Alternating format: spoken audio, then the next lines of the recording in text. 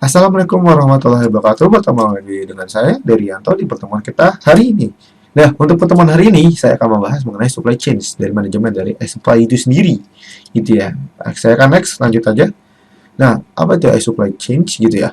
Supply chain yaitu aliran material, informasi, uang atau jasa gitu ya, yang dari bahan baku yang diperoleh untuk melalui supplier sampai ke pabrik atau pengudangan dan akhirnya ke pelanggan akhir gitu ya. Nah, untuk supply chain sendiri berasal dari penggabungan link atau partner-partner bisnis atau organisasi atau perusahaan gitu ya, yang secara bersama-sama. Nah, untuk gambarnya seperti ini nih. Nah, ini adalah beberapa gambaran terkait dengan persediaan sederhana dari supply chain. Misalnya dari supply pertama atau supply kedua gitu ya. Nah, ini saling berkesinambungan nih terhadap internal atau juga downstream ya itu sendiri ya terhadap distributor ke customer gitu ya. Nah, untuk dari contoh dari toy manufacturing proses, nah misalnya seperti oil revenue gitu atau plastik, terus juga ini ya. Nah, ini membentuk sebuah misalnya uh, barangnya, contohnya ini kan mainan ya, gitu ya. Jadi saling berkesinambungan, ya misalnya dari bahan bakunya, terus kebutuhannya untuk memperoleh disusun-susun untuk menjadi sebuah barang nih, seperti mainan itu sendiri, dan akhirnya barang itu jadi dan didistribusikan, lalu kirim ke customer gitu ya. Seperti itu. Nah, manajemen supply chain itu sendiri gimana sih gitu ya? Nah, merupakan penggunaan teknologi untuk meningkatkan proses B2B atau business to business gitu ya, meningkatkan kecepatan, ketahanan, kontrol langsung dan ke pelanggan. Nah, teknologi dimanfaatkan peningkatan kegiatan operasional rating gitu ya. Juga selain teknologi melibatkan perubahan-perubahan atau kebijakan manajemen gitu ya dari budaya organisasi, proses bisnis dan struktur organisasi. Nah, terkait dengan itu kesuksesan supply gitu ya, chain tergantung pada kemampuan dari semua partner dari supply chain untuk memandang kolaborasi ini sebagai sebuah aset strategi. Yang kedua adalah kemampuan untuk melihatkan informasi yang ada pada semua partner supplier chains. Yang ketiga adalah kecepatan, biaya, kualitas, dan layanan pelanggan. Yang keempat adalah pengintegrasi rantai persediaan yang lebih erat gitu ya. Manajemen supply chains. Yang pertama aktivitas atau proses yang ada dalam supply atau ESG gitu sendiri, yaitu pemisahan ulang persediaan, juga procurement atau pemesanan, kolaborasi perencanaan, terus juga kolaborasi pesanan dan pengembangan produk gitu ya, logistik, terus juga perdagangan dengan B2 business gitu ya, dan supply web gitu ya. Terus permasalahan dari supply chain itu sendiri, misalnya contohnya adalah supply chain dapat menjadi masalah lama karena melibatkan partner internet atau eksternal yang berada di banyak tempat yang berbeda.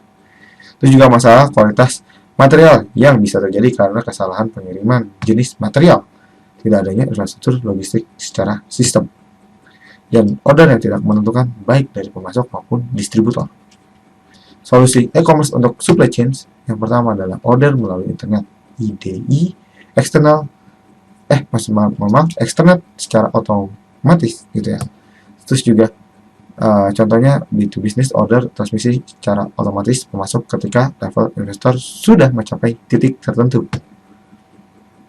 Memenuhi order secara langsung, terus juga pengembangan elektronik dapat mencepatkan pemenuhan order dalam jangka waktu yang pembayaran itu sendiri. Juga persediaan dapat diperkecil dengan melakukan pemesanan bila ada produk atau dengan memberikan informasi yang cepat dan akurat kepada pemasok.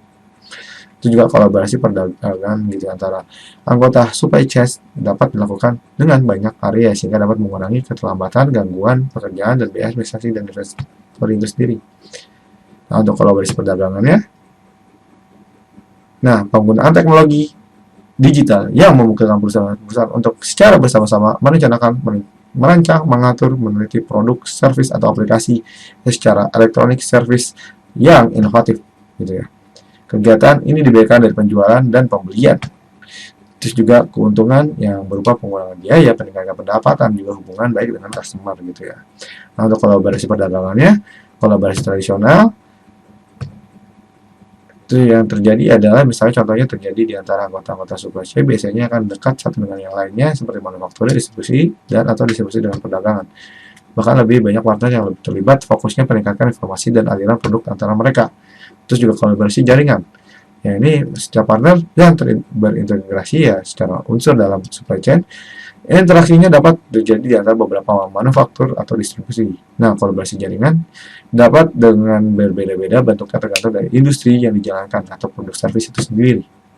Nah, untuk kolaborasinya kurang lebih seperti ini: supply chain, CPFM, VMI, manufacturing assembly, supply aggregator, Contract Manufacturing, CFR, CPFR, CVMI. Nah, ini visi misi dari Internet Banking itu sendiri ya, atau CPRF itu adalah tadi dijelaskan ya kan mengenai CVRF itu sendiri ya kan, terkait dengan customer profile gitu ya, seperti itu. Terus juga distribution warehouse, terus juga logistic service, juga retail customer gitu ya. Nah, ini akan mempengaruhi dari permintaan itu sendiri atau terkait dengan financial service itu sendiri. Nah, untuk kolaborasi jaringannya kurang lebih seperti ini nih. Gitu. Nah, ini kolaborasi jaringan adanya supplier, customer service, mau supplier begini lebih karena produknya hijau-hijau ini sendiri kan, misalnya bahan bakunya gitu ya. Terus financial service, nah ini ada perannya namanya marketplace gitu ya. Nah, gitu. Baru ke jasanya, terus demand aggregator. Untuk kolaborasi lainnya, berbagai informasi antar pedagang dan pemasok barang, kolaborasi pedagang-pedagang pemasok pengumpulan partner sebanyak mungkin, itu juga pengurangan waktu perencanaan pemesanan bahan baku dan pengurangan waktu untuk pengembangan produk. Oke, sekian pertemuan kita hari ini dan maaf jika ada perkataan atau perbuatan yang salah. Kurang lebihnya mohon maaf. Wassalamualaikum warahmatullahi wabarakatuh.